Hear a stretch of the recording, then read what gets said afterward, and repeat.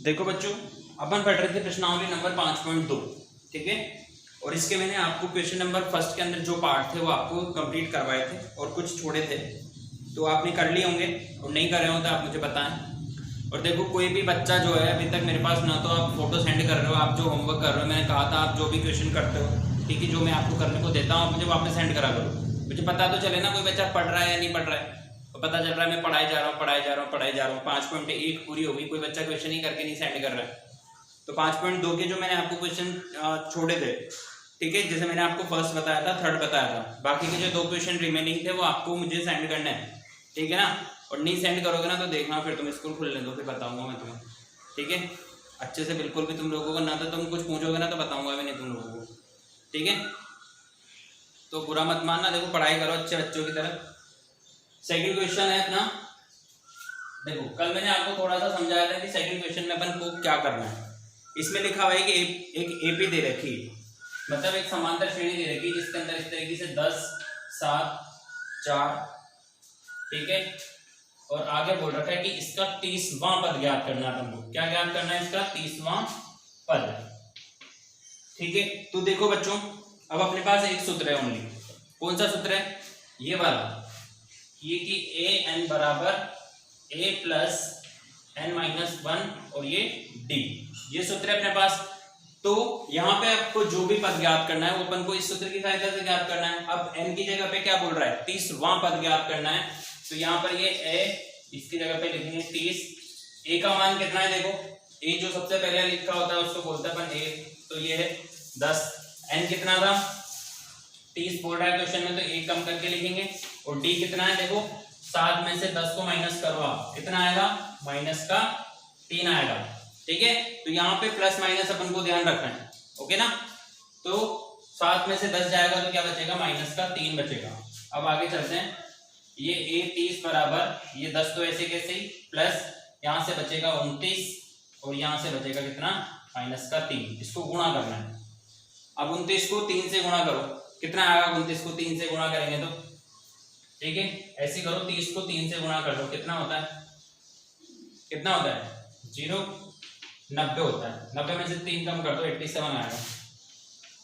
तो 10 ये आएगा माइनस का 87, ठीक है। गुणा करना आता है तुम लोगों को, 29 को 3 से मल्टीप्लाई करना है, 87 आएगा। अब 10 में से 87, 87 को आप माइनस करो, कितना आएगा? माइनस का 77 आएगा। तो इसमें देखो 4 ऑप्शन दे रखे हैं, 4 option A B C D। तो C ऑप्शन में आपका जो है सही ऑप्शन है, क्योंकि 30वां पद क्या आएगा आपका? ये 77 आ जाएगा, ठीक है। तो ये आपका दूसरे का पहला क्वेश्चन है। अब दूसरे का दूसरा आप करोगे। अब मैं आपको बता रहा हूँ क्वेश्चन नंबर 3, ठीक है। देखो अब क्या, अभी इस सेशन में क्या हो, हर साल जैसे पैटर्न चेंज होता रहता है। पिछले साल जो है परीक्षा ही नहीं हुई, तो हो सकता है इस बार कुछ और पैटर्न आए, कोर्स भी कम हुए, ठीक है। इसलिए स्टार्टिंग में मैं क्या आपको धीरे धीरे पढ़ा रहा हूँ आराम से, क्योंकि हो सकता है कि कुछ पढ़ाया और पता चले वो कट गया, ठीक है ना। तो भाई आप थोड़ा सा हैबिचुअल हो जाओ कि बस जो अपन पढ़ा रहे हैं, ठीक है, उस पर आप ध्यान दो और वो क्वेश्चन आपको आ रहे हैं। देखो बहुत बड़ा समंदर है, समंदर मतलब बहुत बड़ी किताब है। अब इसमें से क्या अपन को आएगा क्या नहीं आएगा उस पर आप मत जाओ, सिर्फ उस पर ध्यान दो कि मैं आपको क्या पढ़ा रहा हूँ, वो चीज आपको आनी चाहिए, ठीक है। इतना तो भरोसा होगा इसे आपको कि मैं आपको गलत चीज नहीं पढ़ाऊंगा, ठीक है ना। तो देखो आप तीसरे का पहला क्वेश्चन, तीसरे के पहले क्वेश्चन में बोल रखा है कि समांतर श्रेणी के रिक्त पदों में, मतलब ये जो बॉक्स लिखे हुए हैं उनके आपको पद ज्ञात करने हैं। तो जो सबसे पहले देखो ऐसे 2 लिखा हुआ है, फिर यहाँ पे ऐसे बॉक्स बना हुआ है, फिर यहाँ पर ये इस तरीके से 26 लिखा हुआ है, ठीक है। तो बॉक्स की जगह पे कौन सा पद आएगा? आप देखो इसको बताओ, बॉक्स की जगह पे कौन सा पद आएगा? तो सबसे पहले तो ए होता है, देखो यहाँ पर ये A1, ये तो आपको 2 दे रखा है, नहीं दे रखा सबसे पहले। दूसरा पद होता है A2, जिसकी जगह पे आपको बॉक्स बना हुआ है, इसको छोड़ दो, ये अपन को नहीं दे रखा। फिर दे रखा है A3, A3 को देखो अपन क्या लिखते हैं? A प्लस 2D लिखते हैं A3 को। तो क्या दे रखा है अपन को? 26 दे रखा है, नहीं दे रखा है। तो जो भी आपको दे रखा है उसको पहले इस तरीके से जमा के लिख लो। देखो पहला पद दे रखा था 2 आ गया, दूसरा नहीं दे रखा है, इसको ऐसे कैसे छोड़ दिया। तीसरा दे रखा है, तो तीसरे को क्या लिखते हैं अपन? A प्लस 2D, कितना मान दे रखा है? 26। अब ये समझो आपको कि अगर आपको दूसरा पद ज्ञात करना है तो दूसरा पद होता क्या है, दूसरा पद क्या होता है, अगर आप a प्लस डी करोगे तो आपको दूसरा पद मिलता है, मिलता है नहीं मिलता है, मिल जाता है। तो आपके पास a का मान और d का मान होना चाहिए, अगर ये मान होएगा तो आपको दूसरा पद मिल जाएगा।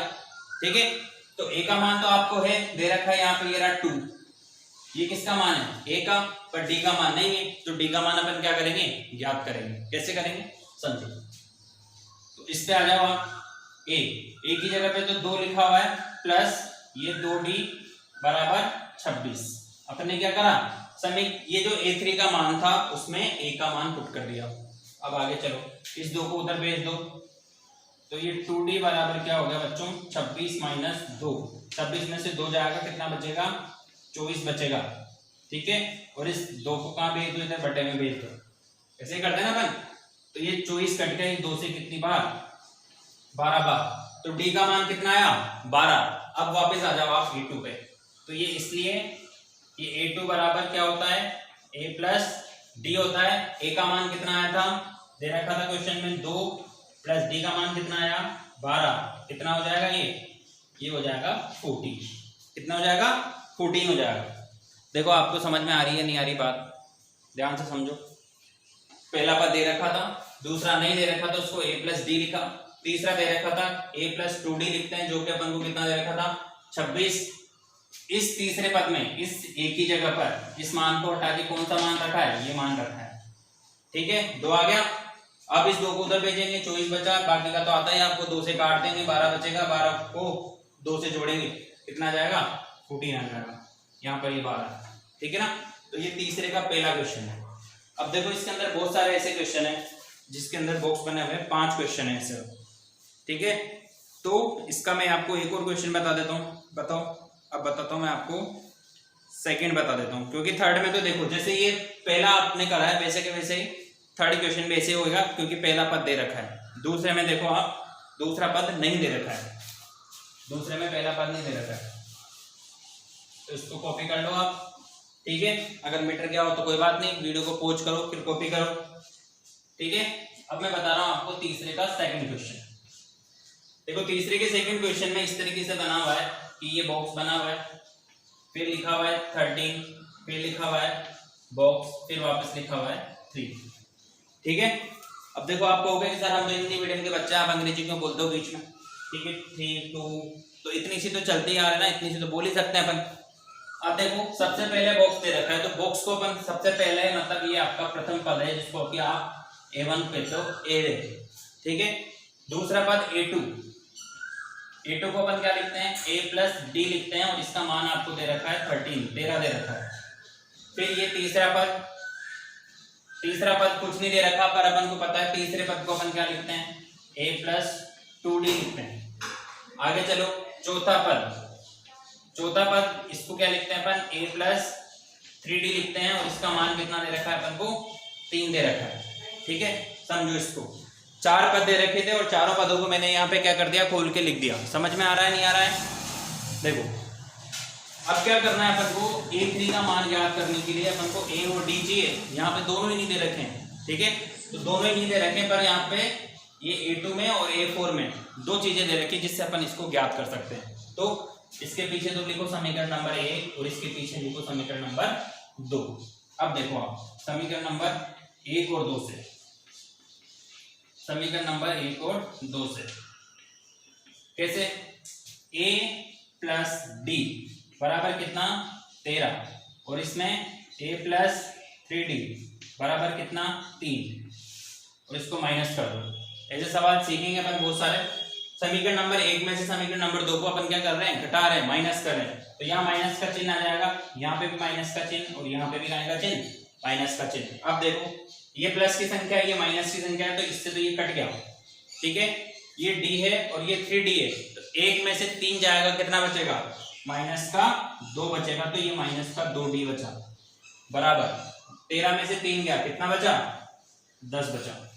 ठीक है, अब देखो आप d का मान ज्ञात करना है, तो ये 2 कहाँ चल जाएगा, इधर बटे में चल जाएगा, नीचे लिख दो ना, दिख जाएगा ना, हाँ दिख ही जाएगा, इधर लिख रहा हूँ। देखो ये d बराबर क्या हो गया 10 बटा माइनस का 2, इसके बाद देखो ये 2 कहाँ भेज दिया मैंने, नीचे भेज दिया इधर, तो ये इससे कट गया, डी का मान कितना आ गया -5। यहाँ तक लिख लो पहले, ठीक है, यहाँ तक लिख लो, अभी पूरा नहीं हुआ है कंप्लीट क्वेश्चन, वीडियो पॉज करो, लिखो इसको।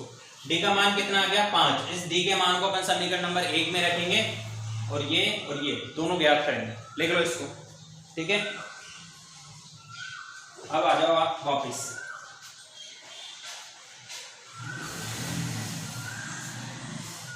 देखो ये समीकरण नंबर 1 से वापस आओ आप, समीकरण नंबर 1 से क्या था, समीकरण नंबर 1 में a प्लस डी बराबर कितना था 13 था। इस d का मान यहाँ पे रखो, इसमें a बराबर d का मान है -5, तो ये प्लस की जगह पे कितना हो जाएगा, देखो ये -5 आ गया, इस -5 को इधर भेजो, a बराबर हो गया 13 -5 इधर जाके +5 हो गया, कितना जाएगा 18। a का मान तो कितना आ गया 18, मतलब पहला जो पद है वो कितना आ रहा है आपका 18 आ रहा है, ठीक है ना। एक पहला जो बॉक्स था, उसके बाद अपन को एक और ज्ञात करना है, ठीक है। तो ये तो पहला पद हो गया 18 आ गया, अब ये और ज्ञात करना है, कौन सा बॉक्स नहीं था अपने पास, देखो कौन सा बॉक्स नहीं था, दूसरा पद दे रखा था 13, तीसरा पद नहीं था, तो यहाँ पे इस तरीके से लिखेंगे, ये a3 बराबर a प्लस 2d, a का मान कितना 18 प्लस 2 ऐसे कैसे, d का मान कितना आया था -5, तो ये 18 -10 कितना बचेगा 8 बचेगा। तो इस तरीके से ये आपके पद जो है ज्ञात हो जाएंगे। देखो सबसे पहले क्या आया 18, फिर आया कितना 13, फिर कितना आया 8, फिर कितना आया 3। देखो ये वाला अपन को नहीं दे रखा था और ये वाला अपन को नहीं दे रखा था, जो अपन ने ज्ञात करा। देखो इसमें सब में जो है अंतर 5 का अंतर है या नहीं है, 13 में से 18 घटाओ 5 आएगा, फिर 13 में से 8 घटाओ 5 आएगा, और 5 में से 3 घटाओ 8 में से 3 घटाओ कितना आएगा 5 आएगा, ठीक है। तो ये इस तरीके से अपन को क्वेश्चन करना है ना। ध्यान से देखो इनको, आप नहीं आवे समझ में तो बताना, और समझ में आ गया हो तो इसके अंदर बाकी के कितने क्वेश्चन है, देखो तीसरे के अंदर 5 पार्ट है, वो 5 पार्ट आपको करने हैं, 2 मैंने आपको बताए, ठीक है। और नहीं आए तो बताना, क्योंकि देखो ये बेसिक चीजें हैं, अगर नहीं आएगी तो यूँ समझना कि पूरी प्रश्नावली समझ में नहीं आएगी। सबसे पहले जो पढ़ाने का मतलब है वो खत्म हो जाएगा, क्योंकि इसलिए सबसे पहले पढ़ा रहे हैं क्योंकि सबसे आसान है, इसके बाद तो और बहुत हार्ड आएगी, ठीक है ना। तो जो भी आपको पढ़ाया जाता है उसको आप अच्छे से देखो, समझो, नहीं आया समझ में तो पूछो, ठीक है बच्चों। Thank you.